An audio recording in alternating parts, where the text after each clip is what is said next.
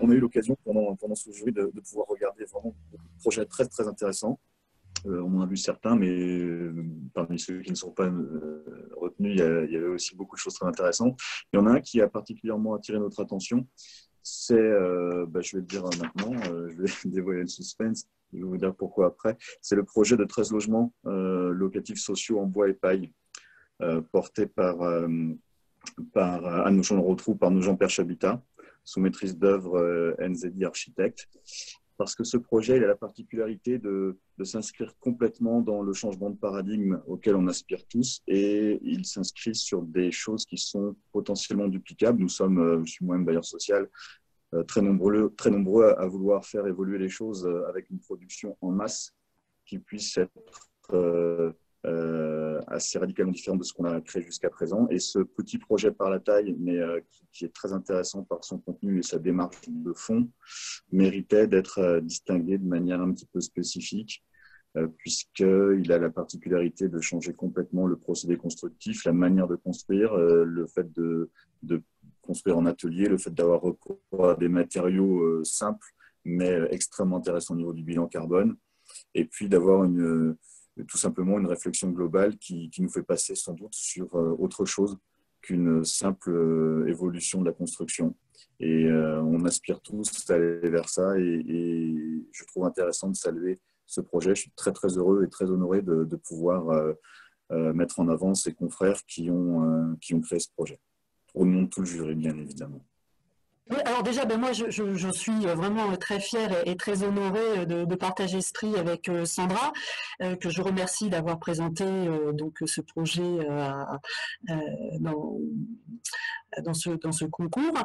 Je rebondis sur ce que disait, je crois, monsieur le maire de je ne sais plus quelle commune, en disant que c'était pas facile, c'est pas des projets faciles à monter, mais il faut y croire, et on y croit jusqu'au bout. Et moi, j'y ai cru dès le départ, avec la volonté de Sandra de nous emmener dans cette aventure-là, puisque c'était à la base un concours qui était ouvert à tous les modes constructifs. Et donc, on a partagé cette aventure-là pendant près de 4 ans, puisqu'on a commencé en 2014 et on a livré en 2018. Avec tout un tas de freins, d'obstacles à lever pendant je vous passe les étapes marché public, contrôle technique, et toute la vie d'un chantier. Je rappelle Nogent Perche Habitat, c'est 1200 logements, donc on est quand même un des plus petits bailleurs de la région Centre-Val de Loire. Je crois qu'on doit être les premiers à faire une opération comme ça à Bois-Paille.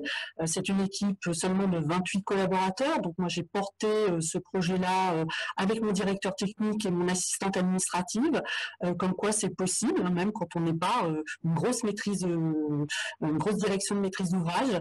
Et donc, encore une fois, je remercie vraiment Sandra pour son implication et puis son sérieux, et parce que j'ai toujours cru une fois en elle dans la conduite de ce projet. Et je crois que c'est important entre le maître d'ouvrage et le maître d'œuvre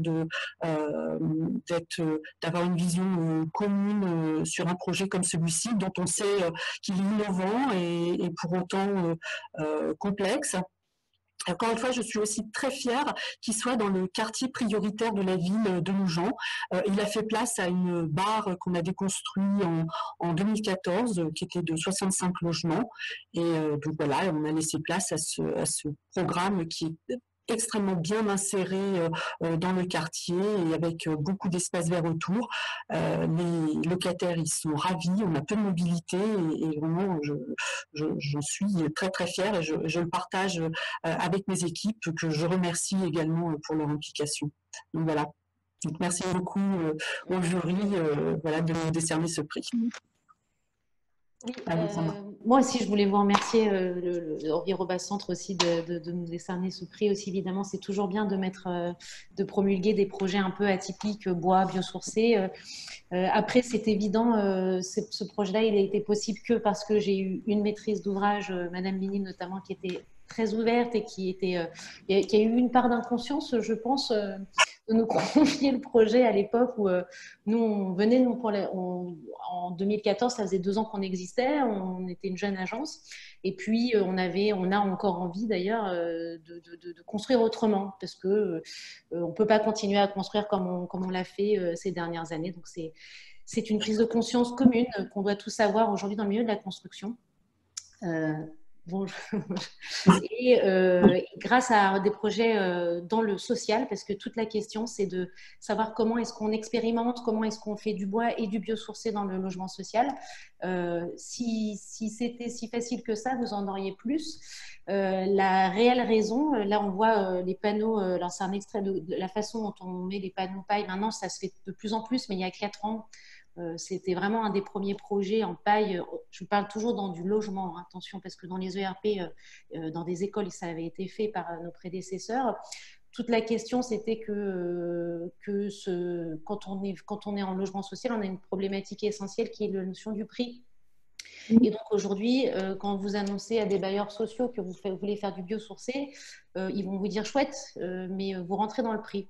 Et les prix, tout le monde sait aujourd'hui que dans le logement social, c'est pas du tout ce qu'on peut avoir dans des équipements publics. Donc là, pour vous dire, à l'époque, quand on avait proposé ça à Madame Ménil, elle m'avait dit, moi j'ai un budget de 1 450 € Chab. Ce prix-là, pour vous donner un ordre d'idée, c'est possible avec du polystyrène et du parpaing. On a réussi à le sortir en bois et en paille. En général, c'est plutôt 20-25% plus cher en paille et en biosourcé, vous prenez encore 10%.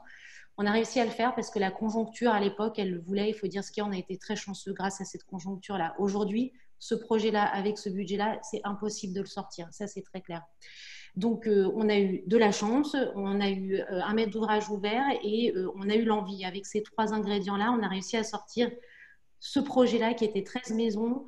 Le programme, c'était grosso modo, vous savez, c'est du lotissement, quoi. C'est-à-dire, on a besoin d'avoir de l'individuel groupé social. Donc, quand vous regardez ce que c'est en général, vous avez vraiment des maisons type lotissement. Et encore une fois, la grande écoute de notre maître d'ouvrage, qui est très rare, je le précise maintenant avec l'expérience, je vois qu'on a eu beaucoup de chance à cette époque-là. On lui avait dit, pour que ça soit, pour que ça reste atypique et que ça reste rester dans la notion écologique, la notion de la voiture, éviter de la faire rentrer dans la parcelle. C'était une grande parcelle, là que vous voyez, c'était un grand parc en fait. Je reviens sur la diapo d'avant. Et elle nous a écouté, elle nous a dit oui, effectivement, ça serait dommage de foutre des parkings devant ces maisons-là. Voilà, on fait un vrai front urbain. C'est en face d'une école. Et du coup, la voiture est restée là où elle était, là où elle existait. Et ça aussi, ça a apporté beaucoup de qualité à la notion de la maison, en tout cas urbainement parlant. Après, individuellement, je pense qu'un acheteur ou un locataire aime bien voir sa voiture, pouvoir garer sa voiture devant chez lui. Mais là, il y avait tellement de dispositions devant que voilà, on a pu éviter aussi de faire rentrer la voiture dans ce parc. Parce qu'avant, ici, il faut imaginer qu'il y avait une grande barre là. Ici, il y avait une barre équivalente à celle-ci, mais tout oblongue. Donc voilà, c'est grâce à ces ingrédients-là qu'on a sorti avec des détails très simples, vraiment du bac acier, mais le bac acier, il est plié avec finesse. Le calpinage, ça reste du bois, mais il est calpiné aussi, il est fragmenté. Donc voilà, on a essayé à chaque fois de retranscrire de la façon la plus simple et élégante possible la notion de l'habitat pavillonnaire de 2020, quoi. Écologique, esthétique et voilà, c'est déjà pas mal. Donc l'autre chose qui était bien aussi, c'est qu'on a pu faire des doubleteurs. Je le rappelle, on est dans du logement social, donc de réussir aussi à proposer de la doubleteur, ça fait partie des choses qu'on a pu faire aussi sur ce projet-là et ce qui a donné énormément de qualité quand on rentre dans la maison. Voilà, donc merci à tous. En tout cas, merci pour ce prix et ça va nous aider aussi à promouvoir avec d'autres maîtres d'ouvrage le fait qu'il faut continuer à construire comme ça en biosourcé et en bois, même dans le social. Merci beaucoup. Merci à vous.